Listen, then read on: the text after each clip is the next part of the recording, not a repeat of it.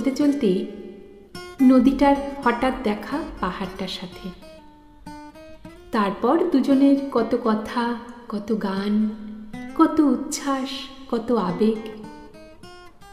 দিন শেষে নদী বলল, এবার তবে আমি যাই।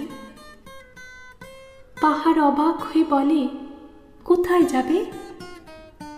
নদী বলল, সমুদ্রের কাছে, সেই যে আমার শেষ ঠিকানা। পাহাড় উৎকণ্ঠা নিয়ে বলে, তবে আমি কে?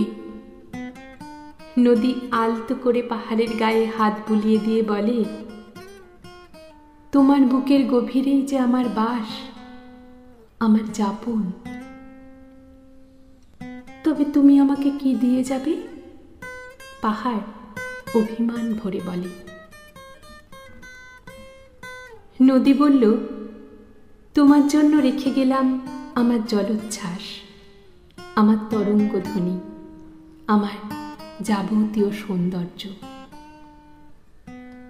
পাহাড় ব্যাকুল হয়ে বলে, তুমি তো আমায় এত কিছু দিলে, কিন্তু আমি যে তোমাকে কি দেব?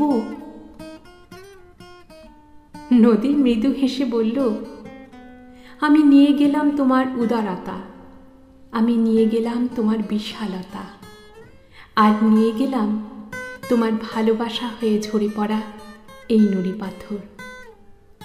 আজ তবে আমি আসি। পাহাড় বিষণ্ণ হেসে বলে, এসো।